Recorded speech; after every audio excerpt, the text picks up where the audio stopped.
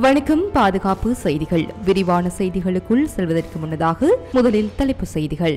எந்த நேரத்திலும் இஸ்ரேல் மீது தாக்குதல், ஈரான் ஹிஸ்புல்லா குழு தயார், G7 வெளியிட்ட அறிக்கை. டிஜிட்டல் பாசிசத்தை எதிர்கொள்கின்றோம், துருக்கி அதிபர் சீற்றம். ஈராக்கில் அமெரிக்க படைத்தளம் மீது ராக்கெட் தாக்குதல். முன்னெச்சரிக்கையாக செயல்படும் ஜோர்டான், ஈரான் தாக்குதலின் அச்சம். பிரித்தானியாவில் வெடிக்கும் கலவரம், அவசர கோப்ராவை கூட்டிய ஸ்டார்மர்.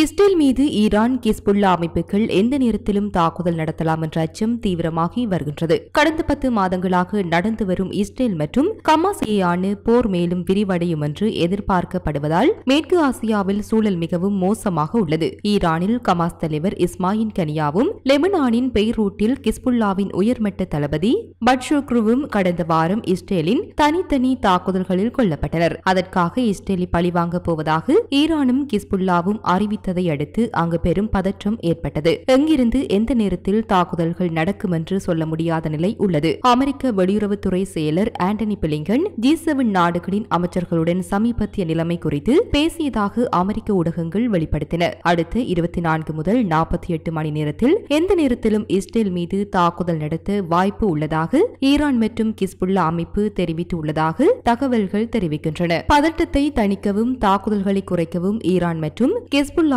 அமெரிக்கா வற்புறுத்த முயற்சிக்கிறது என்று பிளிங்கன் அவர்களுக்கு விளக்கினார். மேற்கு ஆசியாவில் நிலவும் பதட்டங்கள் குறித்து கவலை தெரிவித்தும் அனைவரும் நிதானத்தை கடைபிடிக்குமாறும் வேண்டுகோள் விடுத்து G7 நாடுகளின் வெளியுறவு அமைச்சர்கள் திங்கட்கிழமை அறிக்கை ஒன்றை வெளியிட்டனர். இதனிடையே ஈரானின் வெளியுறவு அமைச்சகத்தின் செய்தி தொடர்பாளர் நாசேர் கனானி முக்கிய கருத்துக்களை தெரிவித்துள்ளார். பிராந்திய பதட்டங்களை தூண்டுவதற்கு தாங்கள் விரும்பவில்லை என்றும் மேலும் சீர்குலைக்கும் சூழ்நிலைகளை கட்டுப்படுத்த இஸ்ரேலை சரியான முறையில் தண்டிக்க வேண்டிய அவசியம் உள்ளது என்றும் அவர்கள் கூறினர். தங்கள் நாட்டின் தலைநகரான தெஹ்ரானில் கனியா கொல்லப்பட்டது சர்வதேச சட்டத்தை மீறிய செயல் என்று அவர் கூறினார். ஈரானின் தேசிய பாதுகாப்பு மற்றும் இறையாண்மையை பாதுகாக்கும் உரிமை ஈரானுக்கு உள்ளது என்று கூறினார். மறுபுறம் இஸ்ரேல் நாட்டின் பாதுகாப்பு அமைச்சர் ஜோப் கோலண்ட் இந்த நேரத்தில் இஸ்ரேலுக்கு ஆதரவாக நிற்குமாறு தங்கள் நட்பு நாடுகளை கேட்டுக் கொண்டுள்ளார். ஈரான் மற்றும் அதன் ஆதரவு குழுக்களின் அச்சுறுத்தல் குறித்து இத்தாலிய பாதுகாப்பு அமைச்சருடன் பேசியதாக காலன் திங்களன்று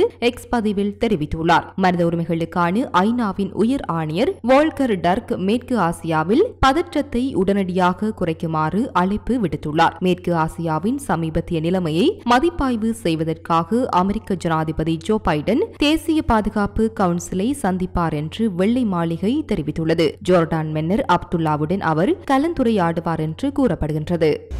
ஹமாஸ் தொடர்பில் பதிவிட்டதற்கு இன்ஸ்டாகிராமிற்கான அணுகலை துருக்கி தடுத்ததை அடுத்து சமூக ஊடக நிறுவனங்களை பாலஸ்தீன மக்களின் குரல்களை முடக்க முயற்சிப்பதாக ஜனாதிபதி தஜிப் எர்டோகன் கடுமையாக கண்டித்துள்ளார். பாலஸ்தீன தலைவரும் ஹமாஸ் அரசியல் தலைவருமான இஸ்மாயில் கனியே இஸ்ரேலால் படுகொலை செய்யப்பட்டமை தொடர்பான இரங்கல் பதிவுகளை சமூக ஊடக தளம் தடுத்துள்ளதாக துருக்கிய உயர் அதிகாரி ஒருவரின் அறிக்கையை தொடர்ந்து இன்ஸ்டாகிராமுடன் துருக்கி பேச்சுவார்த்தையில் ஈடுபட்டுள்ளது.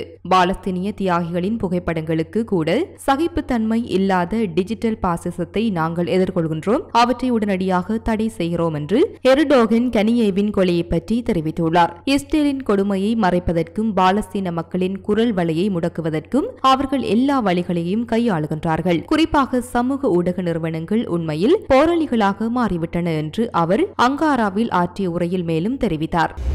ஹமாஸ் தலைவர் ஹிஸ்புல்லா தளபதிகள் ஆகியோரின் கொலையானது அமெரிக்கா உதவியுடன் இஸ்ரேல் அரங்கேற்றியுள்ளதாக ஈரான் குற்றம் சாட்டி வருகின்றது. மேலும் இஸ்ரேலுக்கு பதிலடி கொடுக்கப்படும் என்றும் ஈரான் எச்சரித்துள்ளது. இதற்கு இடையில் லெபனானில் செயல்பட்டு வரும் ஹிஸ்புல்லா அமைப்பு இஸ்ரேலிய தளங்களின் மீது ஏவுகணை தாக்குதலை முன்னெடுத்து வருகின்றது. இந்த குழப்பங்களுக்கு மத்தியில் ஈராக்கில் அல் அன்பர் மாகாணத்தில் உள்ள ஐன் அல் அசாத் விமானப்படை தளத்தில் நிலைநிறுத்தப்பட்டுள்ள அமெரிக்க படைகள் மீது தாக்குதல் நடத்தப்பட்டுள்ளது. இந்த தாக்குதலில் அமெரிக்க வீரர்கள் பலர் காயமடைந்துள்ளதாக முதற்கட்ட தகவல் வெளியாகியுள்ளது. இந்த தாக்குதலை ஈரான் நடத்தியிருக்கலாம் என்று சந்தேகிக்கப்படுகின்றது. இருப்பினும் இதுகுறித்து ஈரான் எவ்வித தகவல்களையும் தெரிவிக்கவில்லை என்பதும் குறிப்பிடத்தக்கது.